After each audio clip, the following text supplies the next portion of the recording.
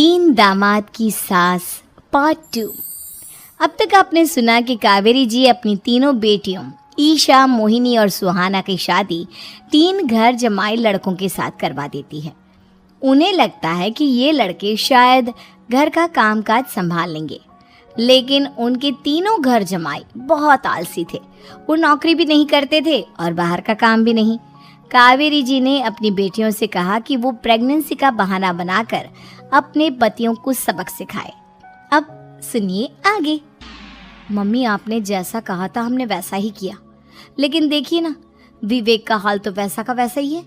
घर में ना सुबह का नाश्ता बनता है और ना खाना। नौकरी पर जाने की बात करूं तो खाने को दौड़ते हैं मुझे।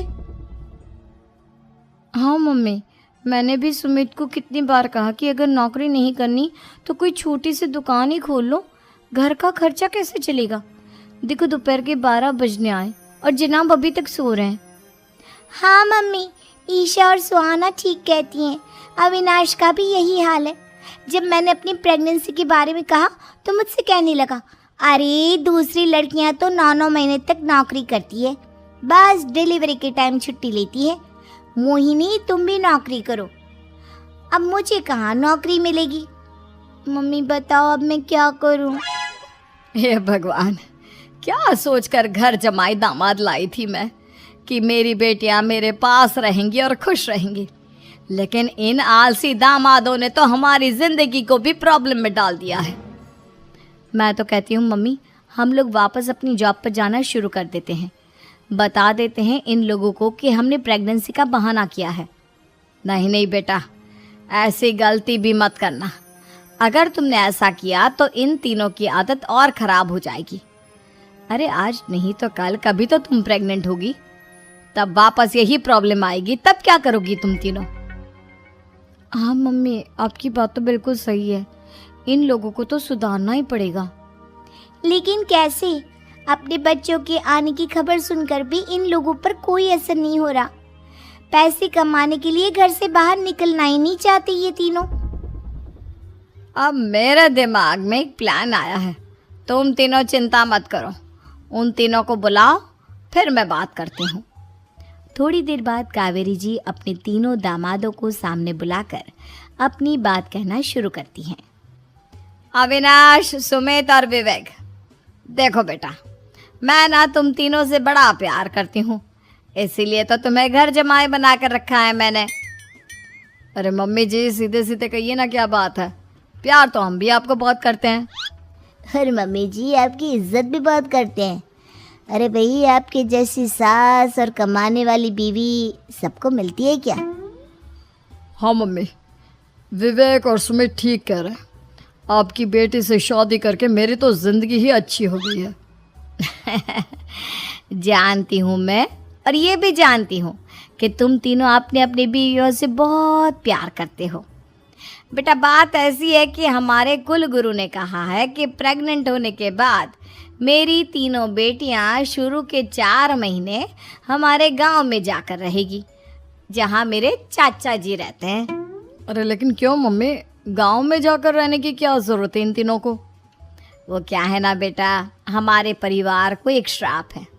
अगर मेरी बेटियों ने यहाँ पर बच्चा पैदा करने की कोशिश की तो उनके बच्चों को कुछ भी हो सकता है। इसलिए अब से लेकर 4 महीने पूरे होने तक इन्हें गांव वाले घर में रहना पड़ेगा। हाँ तो इसमें प्रॉब्लम क्या है मम्मी जी? हम भी वहाँ जाकर रहेंगे, पिकनिक मनाएंगे। अरे भाई बीवी जहाँ, हम भी वहाँ। हाँ यार, आइडिया तो बहुत अच्छा है। शहर की ज़िंदगी में रह रहकर परेशान हो चुके हैं, अब कुछ दिन गांव में बिताएंगे। तुम लोग समझने की कोशिश क्यों नहीं करते? तुम में से कोई भी वहाँ नहीं जा सकता, और मैं यहाँ रहूँगी ना तुम तीनों के साथ। 4 महीने की तो बात है, उसके बाद ये तीनों ही लौट कर आ जाएंगी। ठीक है मम्मी जी, अब हमारे बच्चों का सवाल है तो ये तो करना ही पड़ेगा। कावेरी अपनी तीनों बेटियों को कुछ दिन के लिए घर से बाहर कहीं दूसरे शहर में रहने के लिए भेज देती है। कुछ दिनों के बाद, अरे मम्मी जी, बहुत दिन से पिज्ज़ा नहीं खाया, मंगवाइए ना। क्या बताऊं बेटा, पहले तो बेटियां खर्चा दे देती थी क्योंकि उनकी नौकरी थी, लेकिन अब तो मेरे पास पैसे ही नहीं बचे। थोड़े बहुत पैसे हैं जो बच्चों की डिलीवरी में काम आएंगे। लेकिन मम्मी जी, आपकी बेटियों को वापस आने में तो अभी बहुत वक्त बाकी है। वही सोच सोच कर परेशान हो रही हूँ। सोच रही हूँ कल से दूध भी बंद करवा देती हूँ। अब दूध वाले को देने के लिए पैसे भी तो नहीं है ना। अरे नहीं नहीं मम्मी जी, अगर दूध भी बंद करवा दोगी तो मुझे चाय कहाँ से मिलेगी, और चाय के बिना मैं तो मर ही जाऊंगा। क्या करूं बेटा, इसके अलावा हमारे पास कोई ऑप्शन नहीं है। मेरे पास पैसे ही नहीं बचे। इस तरह कावेरी जी धीरे धीरे अपने तीनों दामादों को पैसे देना बंद कर देती हैं और घर में खाने पीने की चीज़ें लाना भी बंद कर देती है। अब वो तीनों बुरी तरह से परेशान होने लगे थे और इसलिए एक दिन तीनों प्लान करके घर से बाहर निकलते हैं और बाजार में जाने के बाद, यार अच्छा खाना खाए हुए कितने दिन हो गए, पता नहीं कब अच्छा खाना मिलेगा। हमारी बीवियों के जाने के बाद तो हमारी हालत भिखारियों जैसी हो गई है यार। कुछ भी हो, मुझे तो आज पिज्ज़ा खाना ही खाना है। जेब में 1 रुपया नहीं और पिज्ज़ा खाएगा, कहाँ से आएंगे पैसे? अरे देख वहाँ सामने बोर्ड पर क्या लिखा हुआ है, कंप्यूटर पर काम करने के लिए एक आदमी की आवश्यकता है। भाई मैं तो जा रहा हूँ, काम करूँगा और शाम तक पैसे लाकर आराम से पिज्ज़ा खाऊंगा। जा जा, तुझे कोई काम नहीं देने वाला, हम तो घर जा रहे हैं। चल भाई सुमित। सुमित और अविनाश वहाँ से चले जाते हैं और विवेक उस कंप्यूटर शॉप पर सारा दिन काम करके 5,000 रुपये कमा कर घर लौट कर आता है और अपने खाने के लिए अच्छी अच्छी चीज़ें भी लेकर आता है। ये देखकर विवेक और सुमित के दिल में भी कुछ पैसे कमाने की इच्छा जागती है। अरे सुबह सुबह कहाँ चल दिए तुम? मम्मी जी एक बहुत अच्छी जगह मिली है, कंप्यूटर पर काम करने के 5,000 मिले थे कल मुझे।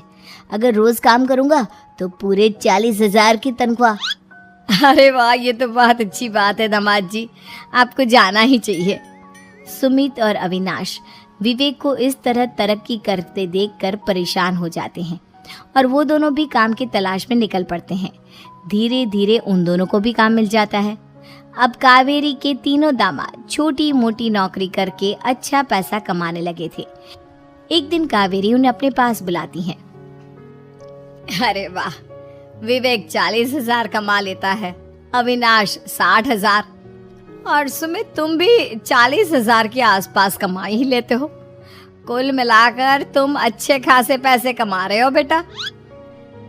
हाँ मम्मी जी, बहुत मज़ा आता है जब महीने के एंड में मोटी रकम हाथ में आती है। पूछिए मत मम्मी जी, घर में रहकर रोटी बना बना कर और तो जैसा महसूस होने लगा था मुझे तो। हाँ बेटा, तुम तीनों की बात तो बिल्कुल ठीक है। और जानते हो, अब तुम तीनों की पत्नियां भी वापस लौट कर आने वाली है। लेकिन मम्मी जी अभी तो उन्हें गए सिर्फ 2 महीने हुए हैं, आपने तो कहा था वो 4 महीने के बाद लौट कर आएंगी।